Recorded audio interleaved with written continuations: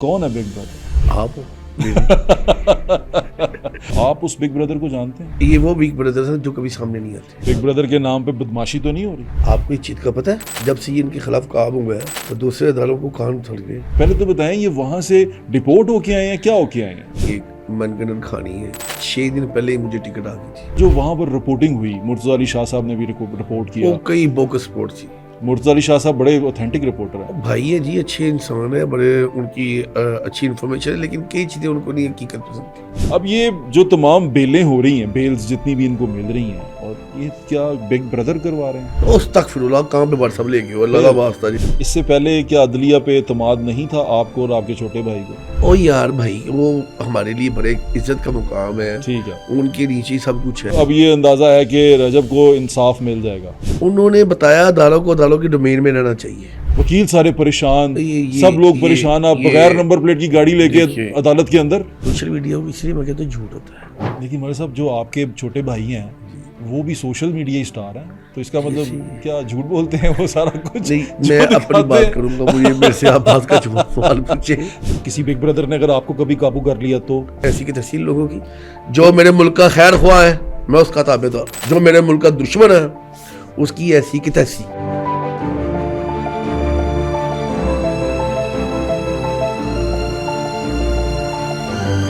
अस्सलाम वालेकुम, मेरा नाम है ज़ुहैब भट्ट और आप देख रहे हैं दिल की बात ज़ुहैब भट्ट के साथ। बिग ब्रदर्स का बहुत शोर शराबा है। बिग ब्रदर्स हर जगह अपने छोटे भाई को बचाने के लिए पहुंच जाते हैं। कुछ छोटे भाई रोते रोते बताते हैं कि किस तरह हमारे बड़े भाई यानी कि बिग ब्रदर्स ने आगे हमारी जान बचाई। बिग ब्रदर की बात ही कर रहे हैं, लेकिन बिग ब्रदर से अभी कुछ अर्सा पहले एक आपने खबरें सुनी जिनमें 14 साल कैद बामुशक्कत हुई एक बिग ब्रदर को, जिस बिग ब्रदर ने अपने छोटे भाई को कहां से कहां पहुंचा दिया। लेकिन छोटे भाई की शरारतों की वजह से, छोटे भाई की कुछ नादानियों की वजह से बिग ब्रदर भी फंस गए और बिग ब्रदर को 14 साल कैद बामुशक्कत हुई और छोटा भाई भी जेल के पीछे है। अब एक बिग ब्रदर की जिक्र जिसका हमने शुरू किया। बिग ब्रदर के बारे में जानने के लिए मैंने अपने दोस्त, अपने बड़े प्यारे भाई मलिक ज़मान को दावत दी है, क्योंकि आजकल ये भी खबरों में बिग ब्रदर के नाम से मशहूर हो रहे हैं। कोई कहता है ये बिग ब्रदर है, कोई कहता है इनका कोई बिग ब्रदर है। तो ये बिग ब्रदर्स का मामला क्या है, ज़मान भाई से पूछते हैं। अस्सलाम वालेकुम ज़मान। जी वालेकुम सलाम। कैसे हैं आप? अल्हम्दुलिल्लाह जी। कौन है बिग ब्रदर? आप हो। मैं तो आपका भाई हूँ। तो भाई किसको कहते हैं? बिग ब्रदर को नहीं, ये बिग ब्रदर एक बंदा, मलिक साहब, अभी तो पहले आप वाले पे बाद में आएंगे, पहले एक बंदे ने रो रो के बताया, सुना आपने उसका पूरा? हाँ, मैंने सुना पूरे था। पाकिस्तान ने अब तो हाँ, सुन मैंने लिया। सुना था। हम भी उसका केस स्टडी कर रहे थे, उसके बारे में जाके पूछ रहे थे, बातें हो रही थी कि ये क्या माजरा है, क्यों हुआ। मैं उससे मिला भी हूँ, आपको पता है, मैं भी डकी भाई से मिला था वहाँ पर, उसी जगह पे सरफराज चौधरी साहब ने मिलवाया था मुझे डकी भाई से। और डकी भाई ने, अब मैं उनके नाम खुल के ले रहा हूँ क्योंकि अब तो हर बंदा इसके बारे में जानना चाहता है, न्यूज़ की जीनत बन गए हैं ये। तो डकी भाई जिनसे हैं, उस वक्त मैंने उनसे पूछा आपको दवाई मिल रही है? उन्होंने कहा मिल रही है। मैंने कहा आपको किसी ने मारा? उन्होंने कहा नहीं मारा। सामने बैठे हुए थे सरफराज जोई साहब, आगे वो बैठे हुए थे डकी भाई। अब ये दोनों साहबान के दरमियान में जो बातचीत हुई वो भी मैंने सारी देखी। मुझे ऐसा तो कुछ लगा नहीं, लेकिन हाँ, एक जो कहते हो बंद का जो एक वो होता है, ट्रॉमा होता है, वो उनके चेहरे पर बिल्कुल था। लेकिन उन्होंने कोई ऐसी बात नहीं की, तमाम चीज़ें क्लियर की। लेकिन जब मैंने उनका पॉडकास्ट सुना, मैंने सुना कि वो रो रहे हैं और उन्होंने बताया कि क्या क्या हुआ, थप्पड़ मारे गए, ये किया गया, वो किया गया। आपने सुना, आपको कैसा लगा? नहीं, तकलीफ दे तो था, लेकिन ऐसा हुआ था?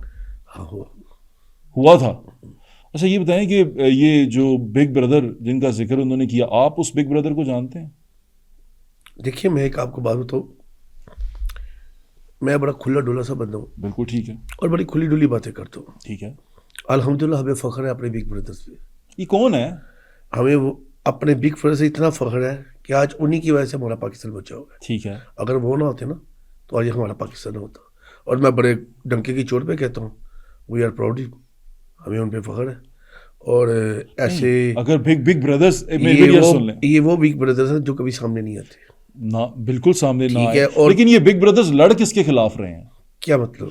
ये जिस मुआशरे में हम रहते हैं, एक इदारे के थ्रू हो रहा है ना। आप कोई इदारा, कोई ना कोई आपके खिलाफ होगा, इसका मतलब दो इदारे आपस में लड़ रहे हैं। आपको मैं एक चीज़ बताऊँ। जी जी।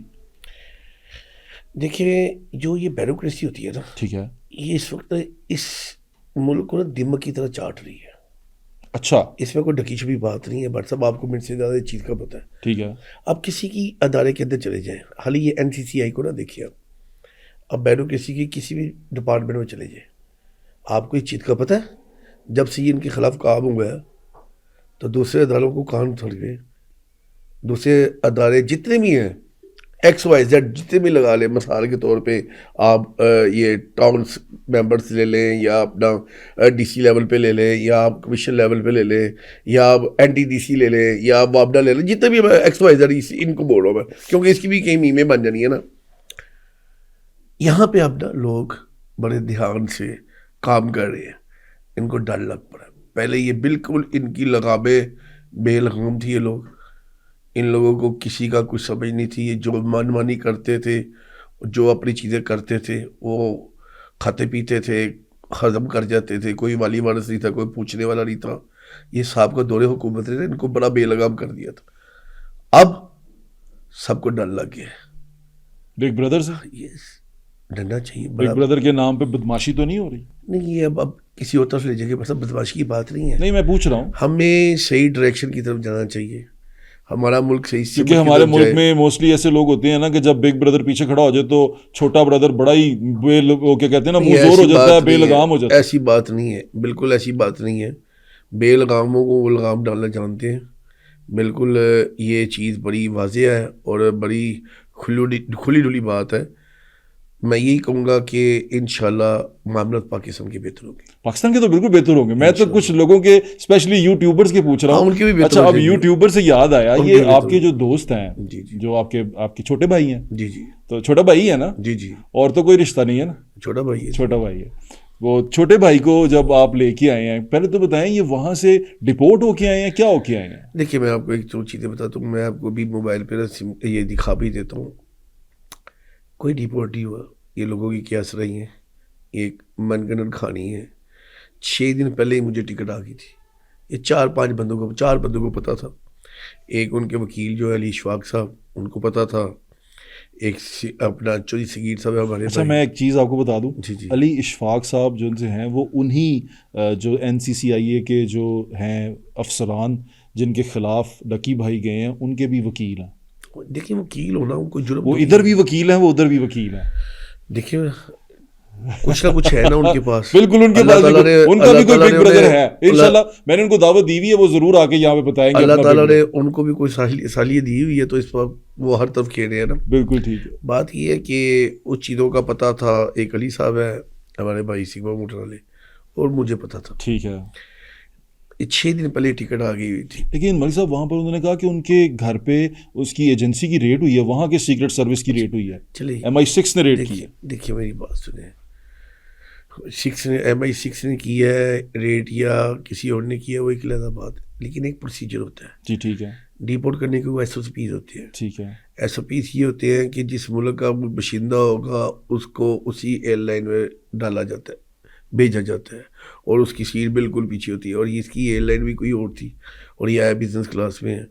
ایسی لیکن اس کو بھیجا سیدھا پاکستان گیا. نہیں, یہ بات نہیں ہے. ڈائریکٹ پاکستان بھیجا گیا. پاکستان آیا خود. اچھا, نہیں ایسا ہوا ہے ڈائریکٹ پاکستان بھیجا گیا. بھیجا نہیں گیا, آئے ہیں وہ خود ڈائریکٹ پاکستان آئے ہیں. پاکستان ایسا ہی ہے.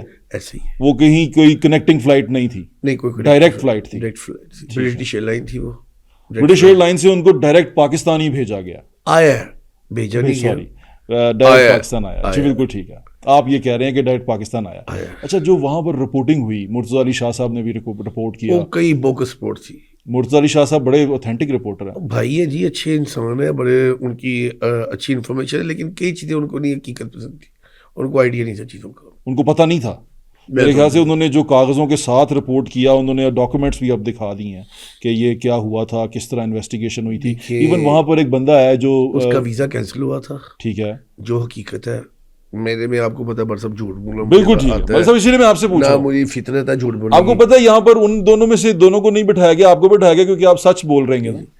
ان کا ویزا کینسل ہوا تھا. ویزا کینسل ہونے کے بعد وہ پاکستان میں. That's it. بس دیٹس اٹ. چلیں, وہاں سے پاکستان آ گئے. اب پاکستان آپ ان کو ایئرپورٹ سے نکال کے لائے. اس سے پہلے یہاں پر ضمانتیں کس نے کروائی؟ دونوں ضمانتیں. یہ ان کے وکیل علی اشفاق صاحب تھے. ٹھیک ہے. ان کے اور دوست تھے, اپنا چوری سگیر صاحب, علی صاحب. انہوں نے وہاں پہ ان کی پروٹیکٹیو بیل کروائی تھی. دونوں کی کروا لی تھی. اور اب میرے خیال سے لاہور کورٹ سے بھی ہو گئی ہے. ہاں جی, ہو گئی. وہ لاہور کورٹ سے بھی ہو چکی ہوئی ہے.